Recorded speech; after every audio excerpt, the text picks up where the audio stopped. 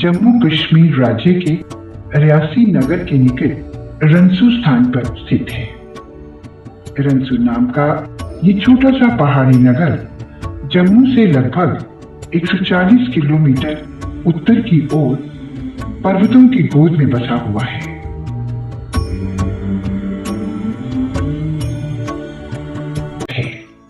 इस कारण चारों ओर की दृश्यावली बड़ी ही मनोहारी है।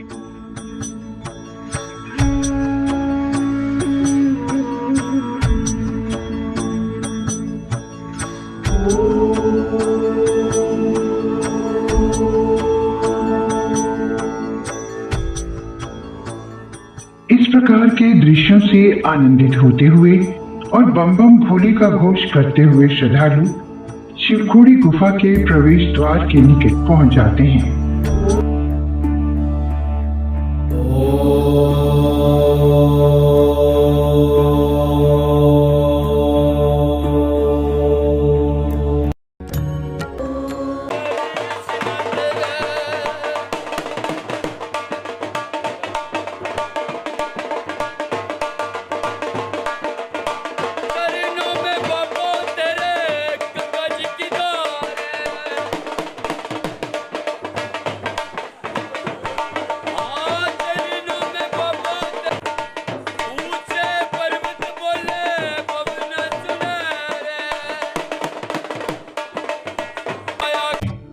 और इसका अर्थ होता है गुफा।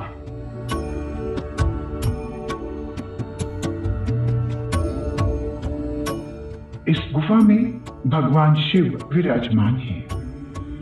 इस कारण इसे शिवखोड़ी नाम दिया गया है।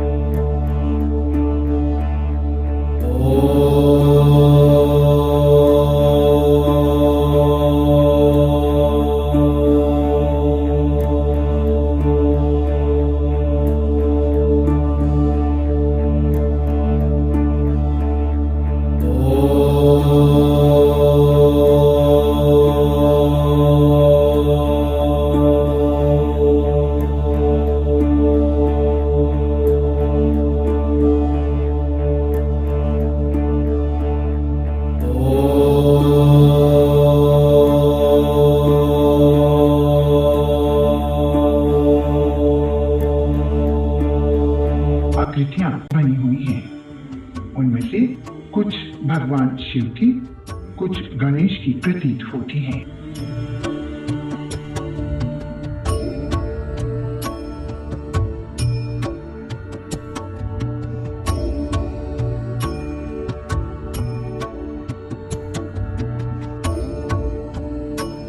गुफा के ऊपरी भाग से प्राकृतिक प्रकाश भीतर तक पहुंच, जो धरती से प्रकट हुआ है। लोगों का विश्वास है कि ये शिवलिंग अनंत है, अर्थात धरती के नीचे इसका कोई अंत नहीं है। धरती के ऊपर इस शिवलिंग की ऊंचाई लगभग 4 मीटर है।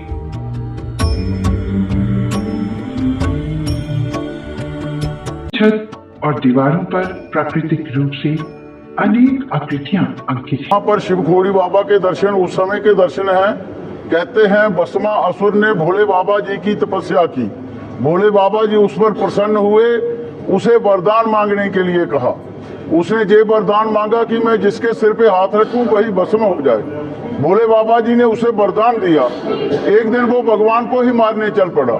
उस समय भोले बाबा जी ने त्रिशूल मारा जो इस पहाड़ को लगा, जिससे ये गुफा बनी, और भोले बाबा जी अपने परिवार को लेकर अंदर आकर बैठ गए। पीछे से विष्णु भगवान ने मोहिनी रूप धारण करके उसे नाच करवाया। नाचते ही नाचते उसने अपना ही हाथ अपने सिर पे रखा, उसी से वो भस्म हो गया। अपने ही अच्छे कर्मों के अनुसार जीव की उन्नति होती है, तरक्की होती है, और अपने ही बुरे कर्मों के अनुसार उसका विनाश हो जाता है। इसे सभी को अच्छे काम करने चाहिए। इसी तरह हमारा मूल लक्ष्य क्या है? हम सभी क्या है? मनुष्य हैं, और मनुष्य जोनी में आकर मनुष्य का क्या काम है? भगवान को प्राप्त करना। तो जो भगवान के रास्ते पे चलेगा वही भगवान को प्राप्त कर सकता है। भगवान को प्राप्त करने के लिए सभी भक्त लोग अपने तरीके से भक्ति करते हैं। माता पिता भक्ति करते हैं, नन्हा सा बच्चा भी उनको देख के जय जय करता है। बच्चे जवान बूढ़े सभी अपने अपने तरीके से भक्ति करते हैं। कोई जप करता है, कोई तप करता है, कोई व्रत रखता है, कोई अनुष्ठान करवाता है, कोई उपवास रखता है। अपने अपने तरीके से सभी भक्त लोग भगवान की भक्ति करते हैं। सबसे आसान रास्ता प्रभु को प्राप्त करने का, सबसे पहले अपने जो घर के भगवान हैं उनकी सेवा करो। पिता स्वर्गा पिता धर्मा पिता ही परमं तपा पितृ प्रीतमापन्ने प्रियंते सर्व देवता। जो पिताजी का दर्जा है वो देवों के देव महादेव के समान है, और माता जी का दर्जा भी उनसे बढ़ के है। कहते हैं घर का शिव जी मरे प्यासा बाहर करे जलधारा, ऐसा पुत्र नरक का गामी महादुष्ट हत्यारा। जिसने अपने माँ बाप की बात नहीं मानी, मंदिरों में पूजा करने से उसे कोई लाभ नहीं होने वाला है। इसलिए सबको समय रहते हुए अपने माता पिता जी की सेवा करते हुए, दीन दुखियों को गले लगाते हुए और प्रभु सुमिरन करते हुए अपना जो उत्तरादायित्व मिला हुआ है उसे निभाने की पूर्ण चेष्टा कीजिए। भगवान भोलेनाथ सभी भक्तों की मनोकामना पूर्ण करें, सबकी तरक्की करें, सबके घर में मंगलाचार हो, और बच्चे लोग पढ़ लिख कर ऊंचे पदों पे पहुंचे, अपना और अपने माता पिता का नाम रोशन करें, और मेरे प्यारे भारत देश का गौरव बढ़ाएं। हर हर महादेव। गुफा की छत से जल की बूंदें टपक कर शिवलिंग पर पड़ती हैं। ऐसा आभास होता है कि प्रकृति ही विभिन्न रूप धारण कर स्वयं शिवलिंग को बूंद बूंद जल अर्पित कर रही हो। एक कथा के अनुसार कहते हैं कि यहाँ एक दैत्य ने शिव आराधना कर कि प्रभु मुझे ये आशीर्वाद दी। उन्होंने भी तुरंत तथास्तु कहकर उसे वरदान दे दिया। इसके उपरांत वो राक्षस प्रभु से बोला कि सबसे प्रथम मैं आपके साथ आपस में युद्ध होने लगा। भीषण युद्ध के उपरांत भी वो राक्षस वहीं डटा रहा। ये देखकर भगवान शिव ने इस गुफा का निर्माण किया और भीतर चले गए। भस्मासुर अपने भारी भरकम शरीर के कारण भीतर न जा सका और बाहर खड़ा हो प्रतीक्षा करने। जब अपने ही सिर पर रखा तो सम्मोहित हो चुके भस्मासुर ने भी उसी मुद्रा का अनुसरण करते हुए अपना हाथ भी अपने सिर पर रखा और स्वयं ही भस्म हो गया।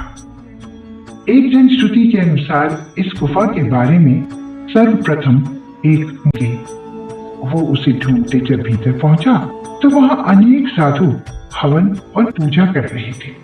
वो भी उन्हीं के संग पूजा में बैठ गया। पूजा समाप्ति पर साधु ने उसे कहा कि वो इस बारे में किसी को न बताए। कहते हैं वो अपने आप को रोक न सका और एक दिन जैसे ही उसने गांव वालों को साधुओं की पूजा वाली बात बताई तो वहीं पर उसकी मृत्यु हो गई। इस प्रकार शिवखोड़ी की इस गुफा के बारे में लोगों को ज्ञात हुआ।